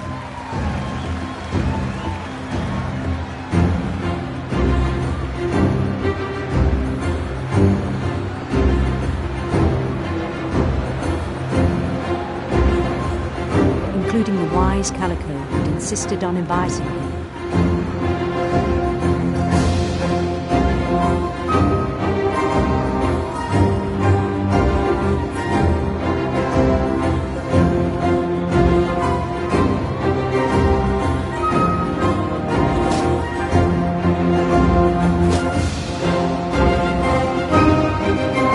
His queen waited, holding his crown.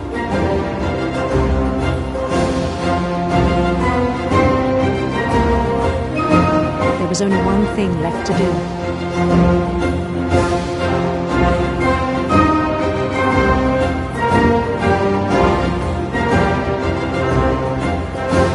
Bend down his head.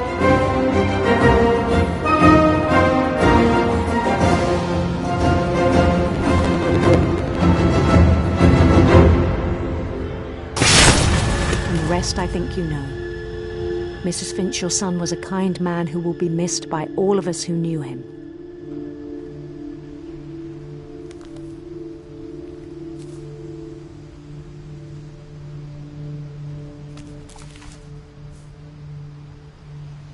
My brother was really cool.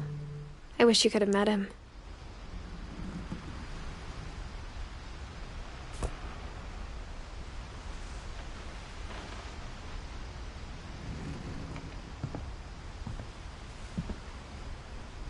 Lewis and I spent a lot of time playing games together, but he was surprisingly bad at them. He died a lot.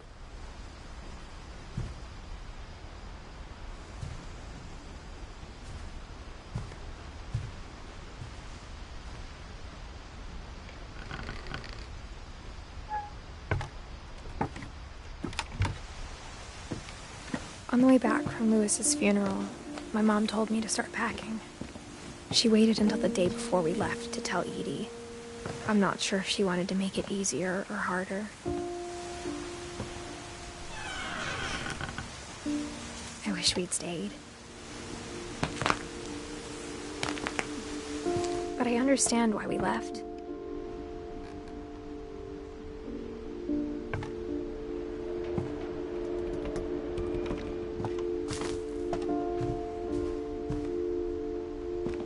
My mom ended up leaving everything behind.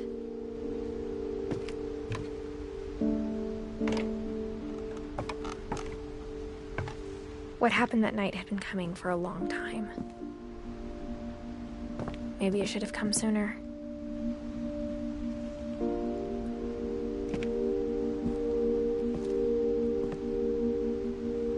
But it had to end one way or another. All that's left now is to tell you about that last night.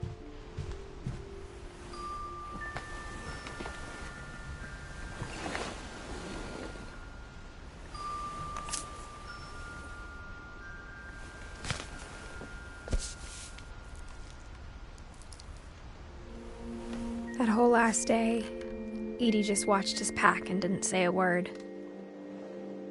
Until supper, when she raised her glass and said, "To our final night together, and all our final nights apart." Grandma, you know what I said about alcohol. Some of your medications are very Edith, specific. I left a present for you in the hallway. Why don't you go open it? The grown-ups have to argue now. I'm sorry, you're right. We're all leaving tomorrow. Let's just enjoy our last... I'm not leaving. Edith, you're excused.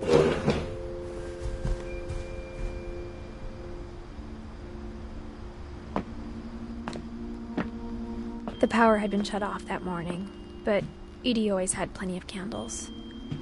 When my mom sailed the library, I don't think she knew about the other entrance, or that Edie had a key to it.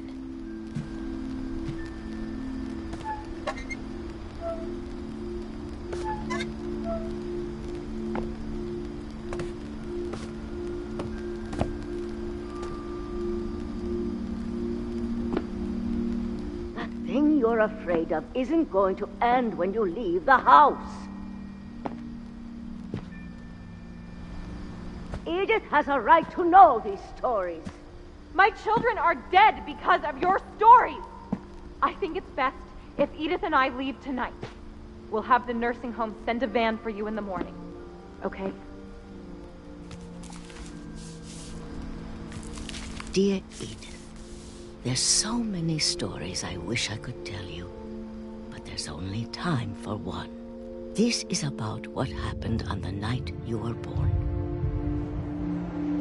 That night, the tide went way, It was the first and last time I ever saw the old house aground. There'd been an earthquake out in the middle of the ocean. They called it the lowest tide in 1,000 years.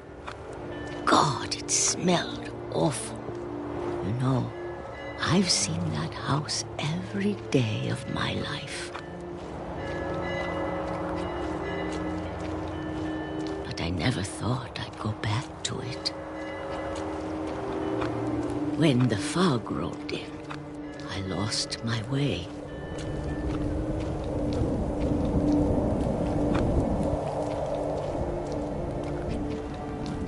I got turned around.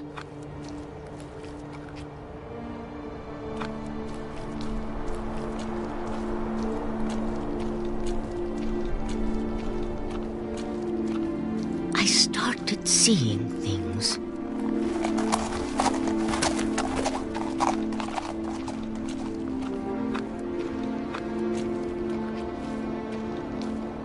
Things I'd forgotten had ever existed.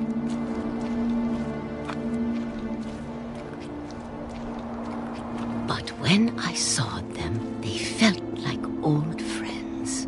That night, a lot of things came back to me. Or maybe I came back to them.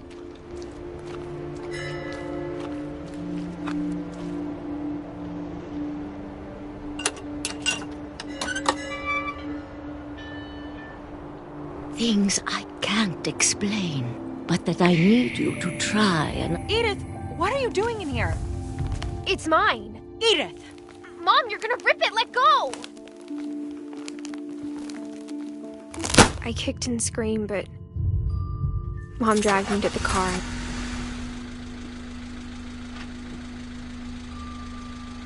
I never saw Great-Grandma Edie again. The next morning, the van came to pick her up, but she was already gone.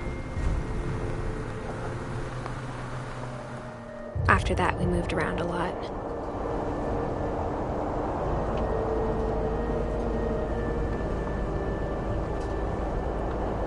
We both tried to make the best of it.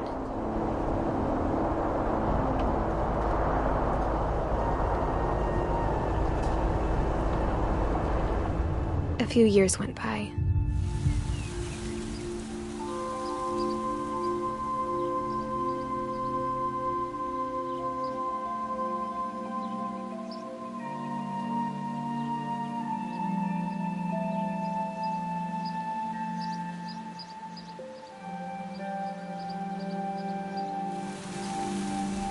My mom didn't like to talk about it, but she started getting sick a lot. The rest happened pretty quickly.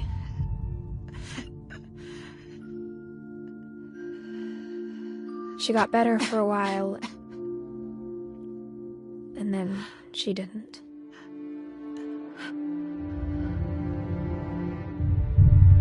And then I was alone.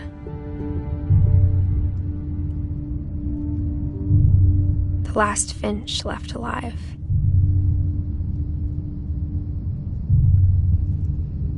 Until I found out about you. I'm still not sure what to tell you about all this. If we lived forever, maybe we'd have time to understand things. But as it is, I think the best we can do is try to open our eyes. And appreciate how strange and brief all of this is. This journal was supposed to be for you. But now I hope you'll never see it. I just want to meet you and tell you all these stories myself. But I guess if you're reading this now, things didn't work out that way.